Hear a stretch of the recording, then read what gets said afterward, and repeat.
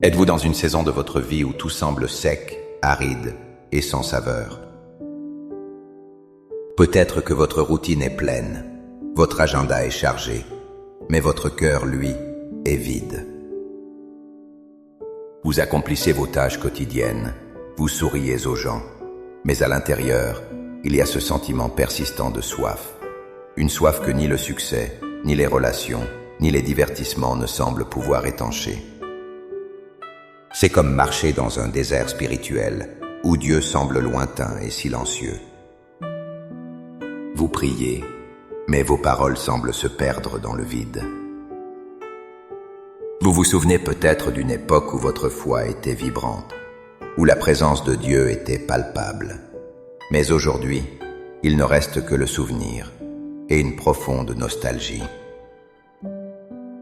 Cette soif de l'âme, ce désir ardent pour quelque chose de plus, n'est pas un signe que vous avez échoué. C'est l'écho de votre esprit qui appelle son Créateur. Dans les instants qui suivent, nous n'allons pas simplement dire des mots. Nous allons entreprendre un pèlerinage intérieur, guidés par les paroles immortelles du psaume 63. Nous allons prier ensemble pour transformer ce désert en une oasis, cette sécheresse en une source jaillissante, et ce silence en une douce communion. Avant que nos lèvres ne formulent une prière, il est essentiel de saisir une vérité fondamentale. Cette soif que vous ressentez n'est pas une anomalie, c'est une conception divine. Vous avez été créé par Dieu, pour Dieu. Saint Augustin l'a magnifiquement exprimé. Tu nous as fait pour toi, Seigneur, et notre cœur est sans repos tant qu'il ne demeure en toi. Cette agitation, ce vide, est en réalité la boussole de votre âme qui pointe vers son vrai nord, la présence de Dieu. Le psaume 63 n'a pas été écrit dans le confort d'un palais, mais par le roi David, alors qu'il fuyait dans le désert de Juda. Un lieu physiquement aride, sans eau, dangereux. Pourtant, la première chose que David exprime n'est pas sa soif physique, mais sa soif spirituelle. Ô Dieu, tu es mon Dieu, je te cherche. Mon âme a soif de toi. Mon corps soupire après toi, dans une terre aride, desséchée, sans eau. David nous enseigne une leçon capitale. Notre plus grand besoin n'est jamais matériel. Il est spirituel. Il va même jusqu'à dire « Car ton amour vaut mieux que la vie ». Dans les pires circonstances, la communion avec Dieu était sa priorité absolue, plus vitale que l'eau, plus précieuse que sa propre existence. De plus, Jésus-Christ lui-même, en parlant à la femme samaritaine près d'un puits, a fait une distinction claire entre les eaux de ce monde et l'eau qu'il offre. Il a dit « Quiconque boit de cette eau aura encore soif, mais celui qui boira de l'eau que je lui donnerai n'aura jamais soif, et l'eau que je lui donnerai deviendra en lui une source d'eau qui jaillira jusque dans la vie éternelle. » Notre prière aujourd'hui n'est donc pas de supplier un Dieu lointain de nous envoyer quelques gouttes de pluie. C'est de nous tourner vers la source d'eau vive qui est déjà présente et de boire profondément à la promesse de Jésus. Maintenant, avec une foi ferme en cette promesse, élevons nos cœurs vers le Seigneur. Trouvez un endroit où vous pouvez être calme un instant.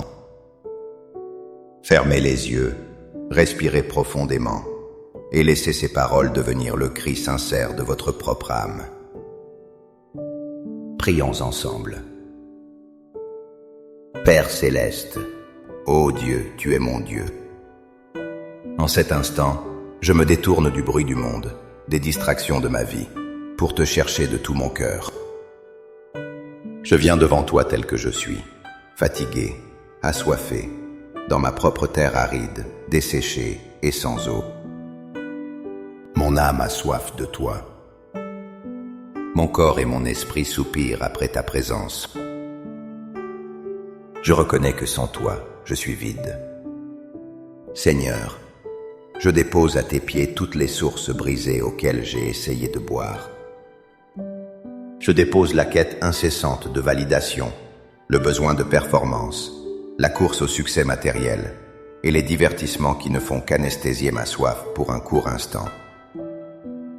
Je renonce à croire que la prochaine réussite, la prochaine relation ou le prochain achat pourra remplir ce vide que toi seul peux combler. Pardonne-moi d'avoir cherché la vie loin de la source de la vie. Aujourd'hui, je reviens à toi. Père, je proclame la vérité du psaume 63 sur ma vie. Je proclame que ton amour vaut mieux que la vie elle-même. Que cette révélation s'ancre au plus profond de mon être. Que ton amour devienne la réalité la plus tangible de mon existence, plus réelle que mes problèmes, mes peurs et ma sécheresse. Parce que ton amour est ma plus grande richesse, mes lèvres célèbrent tes louanges, même depuis ce désert. Je te demande, Seigneur, de m'ouvrir les yeux spirituels. Comme David désirait te contempler dans le sanctuaire pour voir ta puissance et ta gloire, je désire te voir à l'œuvre dans ma vie. Révèle-moi ta majesté, ta fidélité, ta bonté. Sors-moi de la vision limitée de mes circonstances et élève mon regard vers toi. Je proclame que mon âme s'attache à toi et que ta main droite me soutient. Même quand je me sens faible et sur le point de tomber, je choisis de croire que tu me tiens fermement. Sois mon soutien, mon rocher, mon ombre à ma droite. Parle à mon cœur, Seigneur.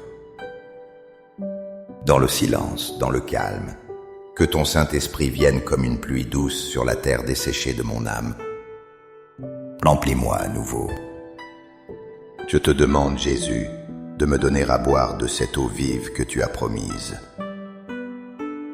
Que de mon sein coulent des fleuves d'eau vive, pour moi-même et pour bénir ceux qui m'entourent. Par la foi, je reçois maintenant ton rafraîchissement. Je reçois ta paix qui remplace mon agitation. Je reçois ta joie qui devient ma force. Je ne suis plus défini par mon désert, mais par ta présence en moi. Merci, Père, car tu es un Dieu qui répond à ceux qui te cherchent. Merci, car ta fidélité est mon oasis. Au nom puissant et glorieux de Jésus. Amen. Cette prière n'est pas une formule magique, mais une porte d'entrée. Le chemin pour étancher la soif de votre âme est une marche quotidienne avec celui qui est la source. Commencez dès aujourd'hui à chercher des moments pour vous abreuver dans sa présence, que ce soit par la lecture de sa parole, la louange silencieuse, ou simplement en vous asseyant calmement et en l'écoutant. Si vous avez été encouragé et rafraîchi par ce moment, montrez votre soutien en cliquant sur « J'aime ». Et partagez cette prière avec une personne qui pourrait elle aussi avoir soif. Abonnez-vous pour ne manquer aucune de nos prochaines méditations et grandir ensemble dans la foi. Pour sceller cet engagement dans votre cœur, écrivez dans les commentaires cette simple mais puissante déclaration de foi. Seigneur, mon âme a soif de toi. Chaque commentaire est une affirmation que vous choisissez de le chercher avant toute autre chose. Que le Seigneur vous bénisse et vous garde. Qu'il fasse jaillir des sources dans votre désert. À très bientôt.